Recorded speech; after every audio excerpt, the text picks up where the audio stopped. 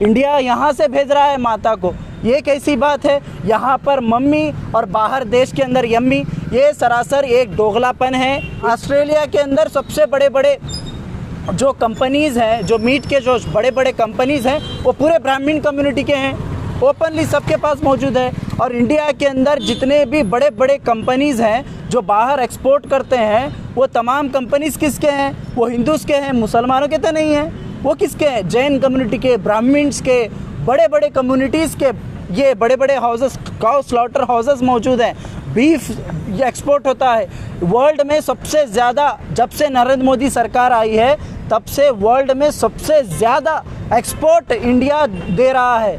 India यहाँ से भेज रहा है माता को, ये कैसी बात है। यहाँ पर मम्मी और बाहर देश के अंदर यम्मी, ये सरासर एक दोगलापन है इनका। ये पर्टिकुलर मुस्लिम कम्युनिटी को टारगेट करना इनका मकसद है। हम इसको सरासर कंडेम करते हैं। लेकिन यहाँ तो सिर्फ मुसलमानों की दुश्मनी में आती है क्या? सिर्फ मुसलमान नहीं खाना, लेकिन बाहर अमेरिका का मुसलमान खाना है, अरब का मुसलमान खा सकता है। जितने भी जानवर हैं उसको एक सर्टिफिकेट दी जाती है, डॉक्टर के तरफ से सर्टिफिकेट दी जाती है। इतने साल के बाद आप उसको कुर्बानी दे सकते हैं, काट सकते हैं, तो वही आप ले जाकर अपने कुर्बानी कर सकते हैं।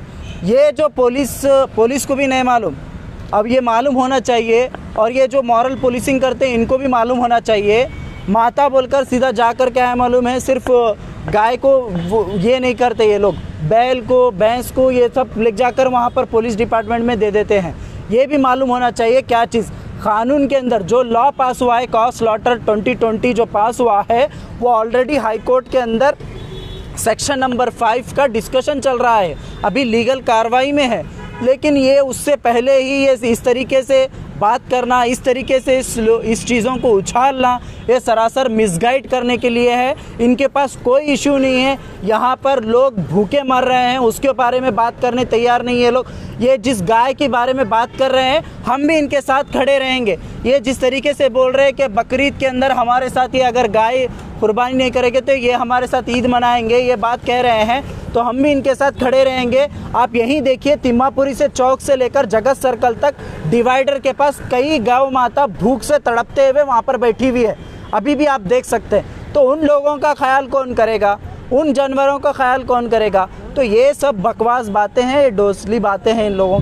बकरीद में सिर्फ गाय नहीं काटी जाती, या फिर बकरीद के अंदर सिर्फ कुर्बानी नहीं की जाती। हज़ारों सैकड़ों ऐसे त्यौहार हैं पूरे इंडिया के अंदर, पूरे भारत देश में। यहाँ पर हर कोई यम बोलकर क्या है मालूम है, बैल को काटा जाता है, बकरियों को काटा जाता है। बहुत सारे मंदिरों को वहाँ पर पेश किया जाता है। तो हर बार हर त्यौहार में काटा जाता है, हर त्यौहार में ये किया जाता है। ये जो बेबुनियाद तरीके से बोला जा रहा है कि बाइबल में नहीं है, कुरान में नहीं है, गीता में नहीं है, अरे हर जो भी किताबों का नाम उसमें लिया गया है, उन तमाम किताबों में मौजूद है कि हर या वहाँ पर कुर्बानी, बलि, ये सब चीज़ें देती है, हर कौम देती है, चाहे वो क्रिश्चियन हो, चाहे वो हिंदू हो, चाहे वो कोई भी हो, सब लोग। जैसा बकरीद का, ईद का जैसे ही फेस्टिवल सीज़न आता है, गौरक्षक दल, हिंदू जागरण वेदिके, इन लोगों का जो गौ माता का प्यार वापस उमड़ को आता है। मेरा सवाल उनसे यही है कि अब तक एक्सपोर्ट में इंडिया का जो कंट्रीब्यूशन है, अभी भी लैक्स टन्स ऑफ गदर जो बीफ एक्सपोर्ट्स है वो रुका नहीं, अभी भी जारी है। काउ स्लॉटर बिल आ गया, तकरीबन स्टेट्स में आ गया है, तकरीबन जगह कलम जो बीफ और एक्सपोर्ट्स काउ के ऊपर बैन है। उसके बावजूद भी एक्सपोर्ट में लगातार हमारी इंक्रीज़ होते गए, वृद्धि होती गई है। अब वो जानवर कहाँ से आ रहे हैं? क्या वो आपके जानवर नहीं? वहाँ पर वहाँ पे गाय की आपकी जो आस्था है, वहाँ का जो प्रेम है, वहाँ पर नहीं आते क्या? आज तक ये लोग कोई एक्सपोर्ट फर्म के सामने जाके प्रोटेस्ट करे तो देखे हैं क्या? अगर इनकी जो आस्था है वो उसके आस्था का रेस्पेक्ट करते हैं, लेकिन ये आस्था सिर्फ मुसलमानों की दुश्मनी में आती है क्या? सिर्फ मुसलमान नहीं खाना, लेकिन बाहर अमेरिका का मुसलमान खाना है, अरब का मुसलमान खा सकता है, इंडिया का मुसलमान नहीं खा सकता है, यहाँ का दलित नहीं खा सकता, यहाँ का ओबीसी नहीं खा सकता है, लेकिन एक्सपोर्ट कर सकते हैं। वो इसलिए कर सकते हैं क्योंकि एक्सपोर्ट के जितने भी फर्म के ओनर हैं, इनके बीजेपी के बड़े बड़े डोनर्स हैं, इसलिए ये लोग एक्सपोर्ट फर्म के सामने जाकर वहाँ पर गौ रक्षा दल या हिंदू जागरण वेदी के वहाँ जाके प्रोटेस्ट नहीं करते हैं। सिर्फ मुसलमानों के ख़िलाफ़ और ईद के मौके पर इनको इनकी आस्था याद आती है। हम आपकी आस्था को रेस्पेक्ट करते हैं। हम चाहते हैं कि एक्सपोर्ट भी बैन हो। जिस तरह से आप मुसलमान और दलित और ओबीसी जैसा आप चाहते हैं कि नहीं खाना है, ठीक है हम नहीं खाएंगे, उसी तरह से एक्सपोर्ट को भी आप बैन कीजिए। बीजेपी की सरकार आपकी केंद्र में भी है और राज्य में भी है, पूरा बैन करवाइए। खाली सिंगल आउट कर ये जो दुश्मनी निभाने का जो काम है ये गलत है। और गवर्नमेंट को चाहिए, गवर्नमेंट किसी एक पार्टी की या एक कम्युनिटी की नहीं होती, सबकी होती है। क्योंकि अब मुस्लिम कम्युनिटी का तकरीबन कर्नाटका में 1 करोड़ से ज़्यादा मुस्लिम की पॉपुलेशन है। तो गवर्नमेंट की जिम्मेदारी है, जब 1 करोड़ लोगों का जब फेस्टिवल होता है, जब उनके घरों में उनके महल्ले में एक ईद का माहौल, खुशी का माहौल होता है, इसको बरकरार रखने का और इस ईद को कंट्रीब्यूट करने का गवर्नमेंट का भी जिम्मेदारी होती है। और गवर्नमेंट से डिमांड करता हूँ और एडमिनिस्ट्रेशन से भी डिमांड करता हूँ, इस तरह के लोग जो सरपसंद लोग जो एडमिनिस्ट्रेशन को और मुस्लिम कम्युनिटी को चैलेंज कर रहे हैं कि ऐसा करे तो वैसा करते हैं, वैसा करे तो ऐसा करते हैं, ऐसे लोगों को लगाम लगाना चाहिए। और ये जो आने वाला जो 10 और 11 तारीख को जो ईद है, ईद के मौके पे एक पीसफुल माहौल गुलबर्गा में रखने का ये हमारा डिमांड है।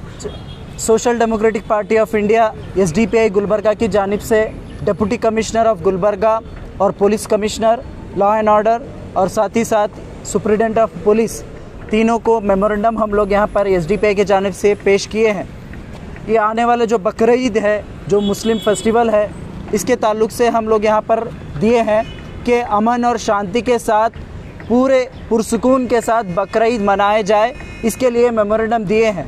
जो हाल ही में 4 दिन पहले एक सो कॉल्ड हिंदू जागृति सेना, मैं नहीं मानता कि वो हिंदू जागृति सेना है, बल्कि वो हिंदुओं का नाम ख़राब कर रहे हैं। ऐसे जागृति सेना ओपनली यहाँ पर DC ऑफिस के सामने आकर प्रोटेस्ट करके यहाँ पर ओपनली मुसलमानों को थ्रेटनिंग की बात करते हैं और कहते हैं कि ये लास्ट बकरीद है बोलकर। इनको इतनी हिम्मत आई कहाँ से, सबसे पहले ये सवाल। और दूसरी बात, इन्होंने कहा है अगर पुलिस और एडमिनिस्ट्रेशन कार्रवाई नहीं करता है तो ये लोग मॉरल पुलिसिंग करेंगे, ये लोग लॉ एंड ऑर्डर को अपने हाथ में लेंगे। इस तरीके से यहाँ पर बयानबाजी की गई है 4 दिन पहले। तो हम डिस्ट्रिक्ट एडमिनिस्ट्रेशन से और पुलिस डिपार्टमेंट से ये पूछना चाहते हैं और ये डिमांड करते हैं कि इन लोगों के ऊपर कार्रवाई अभी तक क्यों नहीं हुई।